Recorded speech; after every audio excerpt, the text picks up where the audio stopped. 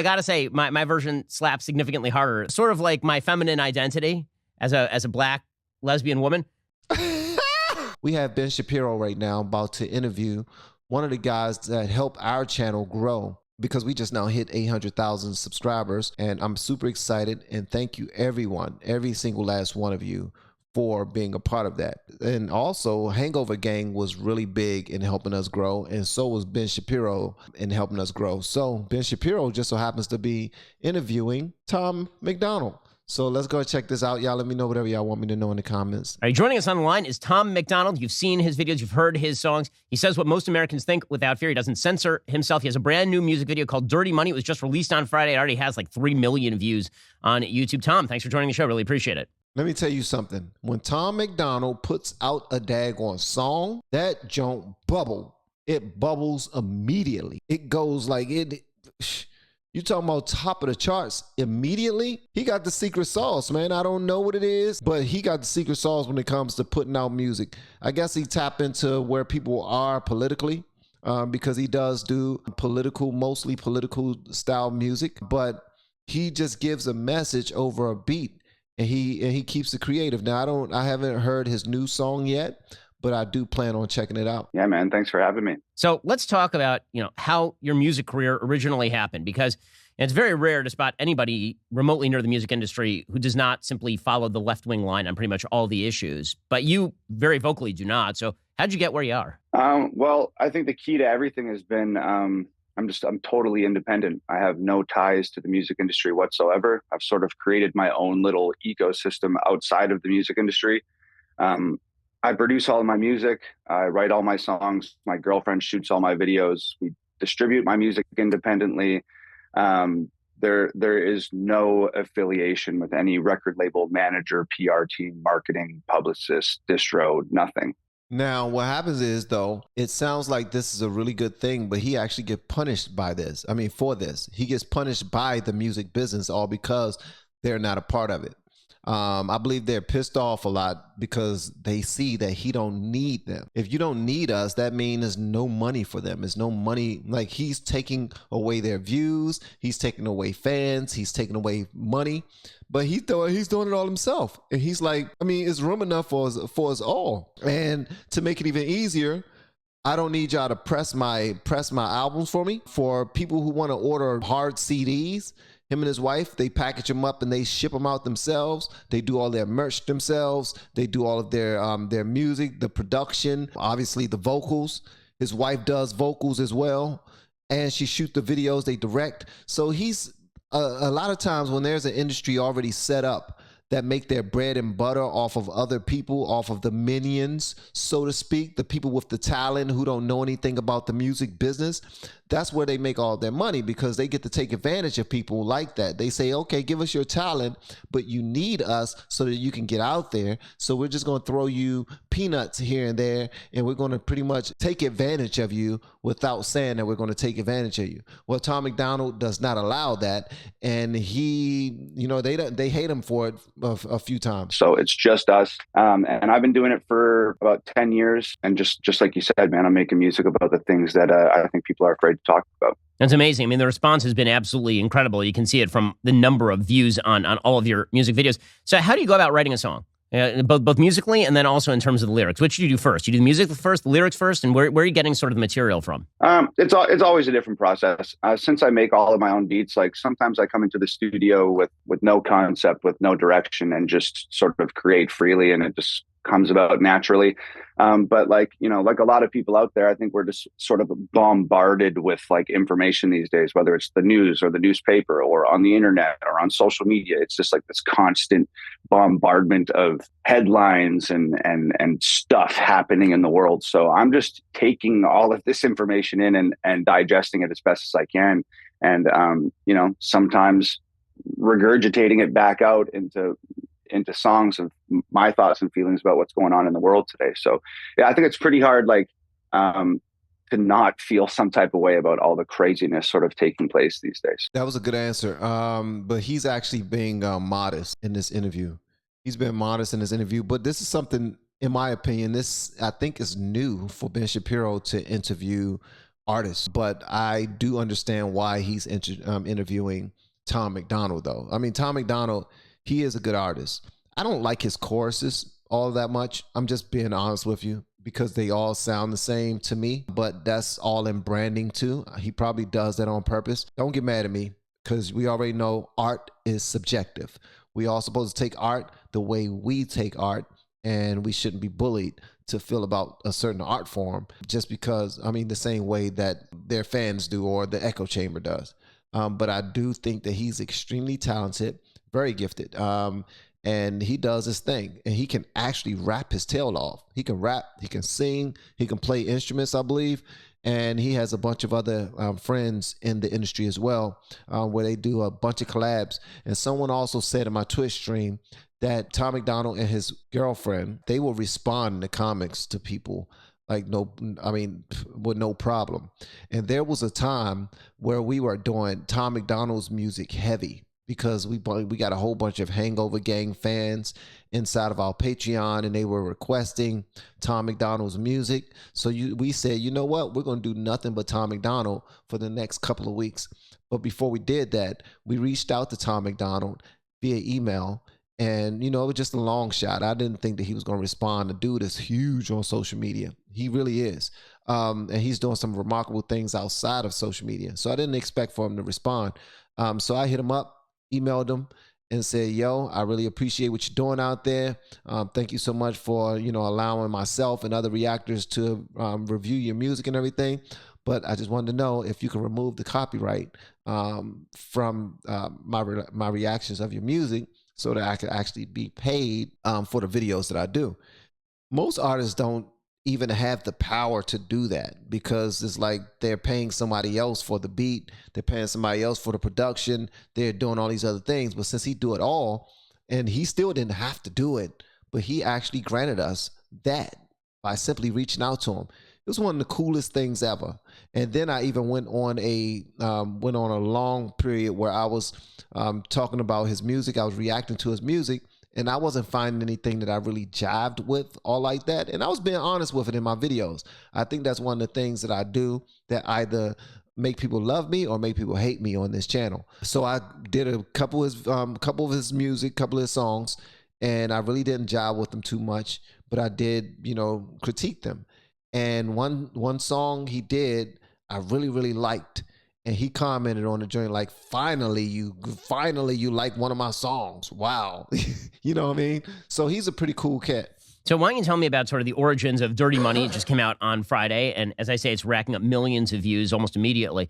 Where did that one come from? I've always just been sort of interested in politics and sort of the inner workings of things. And I'm not like a political scientist. I'm not super well versed in a lot of the stuff that's going on. But I think where I can connect with people is that I'm just like a regular person, and I'm getting all the same information that all the other regular people are.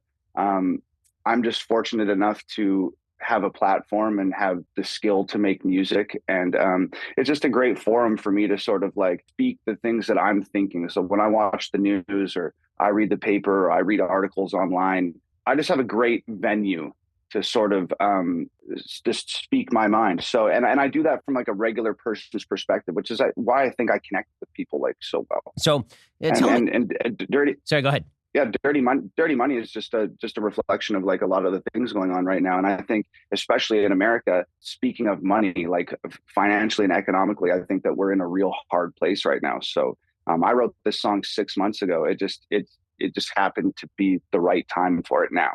So wow.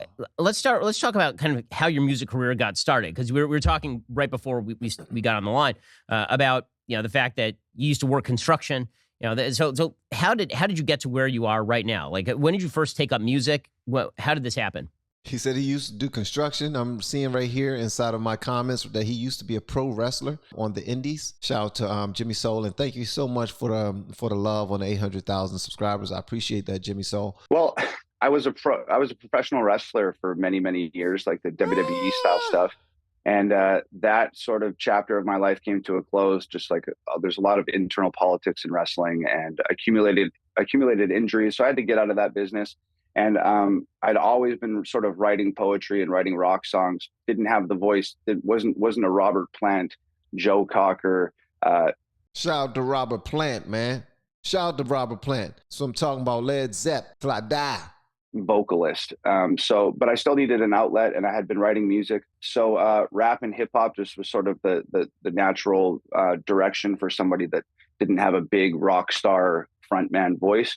So got into rap and hip hop, made the exact same music as everybody else for many years, probably 6 or 7 years. Everything was about cars and clothes and money and girls and partying and all that stuff.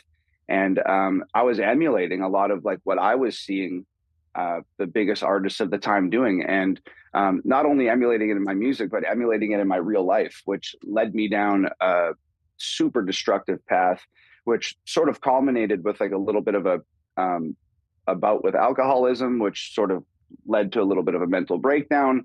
And that took me like 9 months to close to a year to rehab myself from that. So now I'm completely sober, and I sort of coming out of that dark place, it gave me an opportunity to sort of examine what do I care about, and what do I want to make in my music, and who do I want to talk to with my music. And I just sort of made the decision, like, I don't want to make music that's going to damage other people like the music I was listening to damaged me. So now I'm here, sober as a judge, making what the world has deemed to be super controversial music, but it's just stuff that I truly care about. You know, if you didn't have a conversation with Tom MacDonald and you just looked at him, I would automatically think he was a liberal. You know, with the piercings going across his nose and inside of his nose and on his lip and the face tats, I would automatically think he was a I would. You mean to tell me that if you looked at him, you first met him, you would think that he was a conservative rapper or a conservative artist? Really? I wouldn't. I would have thought that, nah, this brother he's definitely a liberal, for real. So how'd you get into American politics in the first place? You're from Canada, right? You're from our northern neighbor? Yeah. So what got you into American politics? Well, I think that the whole world is sort of into American politics from childhood, even like growing up in Canada. Like my dad and my grandfather were always like really into politics. So I'd sit around and watch TV with them and listen to them talking. And it's really crazy. Like even back then when I was a kid, they were talking about China and sort of warning me about, hey, man, China's going to be a big deal one day. You need to pay attention to this stuff. Wow. And I keep on telling people, man, we dropped the ball when it came to that. That's all I'm going to say. I'm going to let them go ahead and finish their interview, but we dropped the ball when it came to China. That's all I'm going to say. And here we are today, and it's just like a little bit of a deja vu. But so you kind of absorb a lot of that just coming up in Canada. American politics are sort of spotlighted globally, I think. And then moving to America like 8 or 9 years ago now, it was a little bit of a culture shock. And I think that there's a lot of people here that get so wrapped up in it all the time, and they're in it from birth, that I think that I had a little bit of a unique perspective, because I think sometimes it's that old saying, you can't see the forest through the trees. And I think that's where a lot of people are at within the country right now. I think Tom MacDonald's appeal, and he's not going to say it. I doubt he'll say it, but I'm going to say it. God dang it. I ain't afraid to say it. I think he's actually not afraid to say it, but he's very strategic in what he says and what he doesn't say. But since I'm not him, I'm going to go ahead and say it.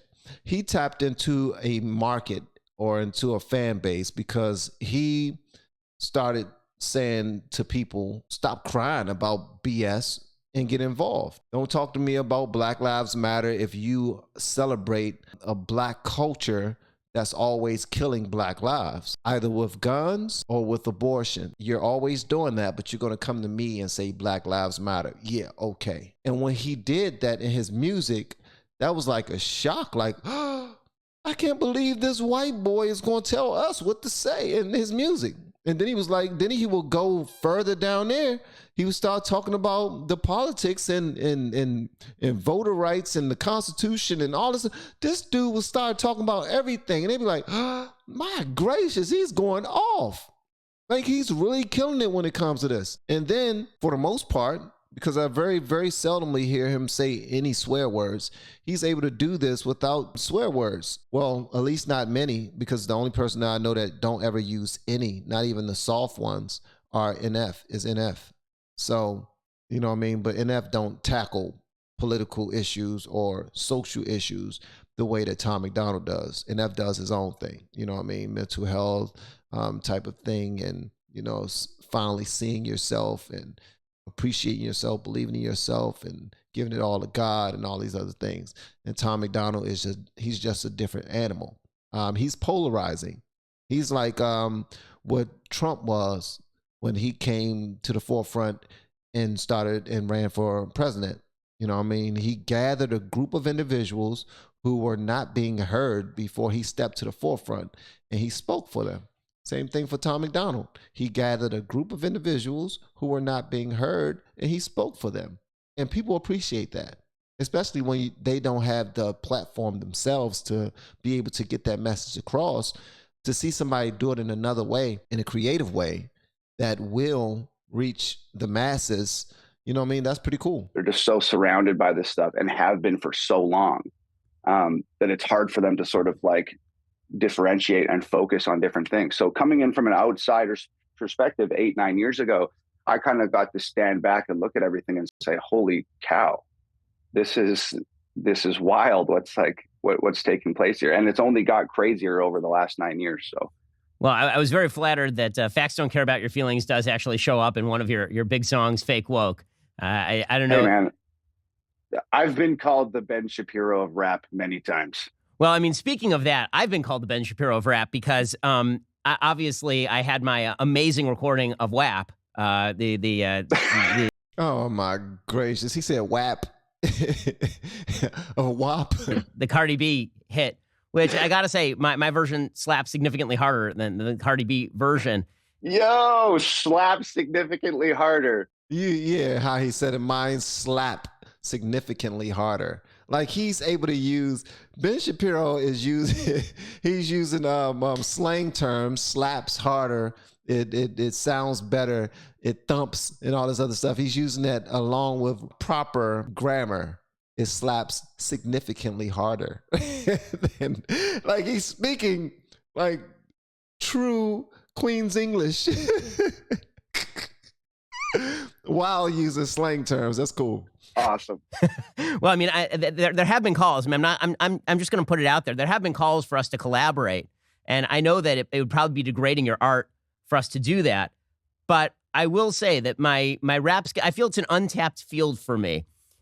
Yeah, it's something that, you know, I've always wanted to. It's sort of like my feminine identity as a black lesbian woman. Oh my gracious! This brother said that he is a black lesbian woman. That's what we call. See, Ben Shapiro says, "See, you can get jewels out of things. People don't understand, man. Just listen. You can get jewels. I'm sure they didn't mean to have that sound bite in this, but it is. But it's here.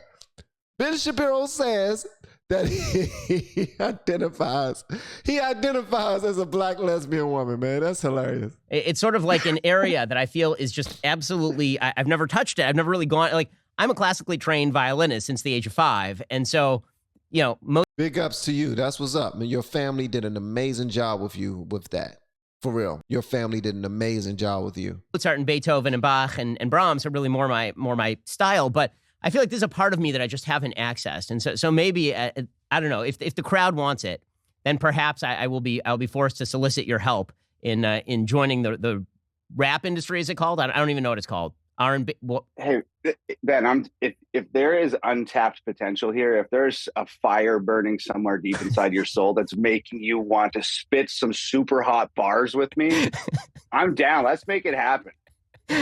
Well, I really appreciate the invitation. I'm sure nothing would horrify you more, but perhaps we will make that happen sometime in the future to the consternation of both my audience and your own. Tom. See, that's what's up, man. Shout out to Ben Shapiro. He was able to, you know, be funny along with it and, you know, show some humor, show some personality. And, you know, actually, who said he was funny? Was it Candace Owens that said he was funny? Somebody said he was funny because he's so serious all the time. All the time, that brother is serious.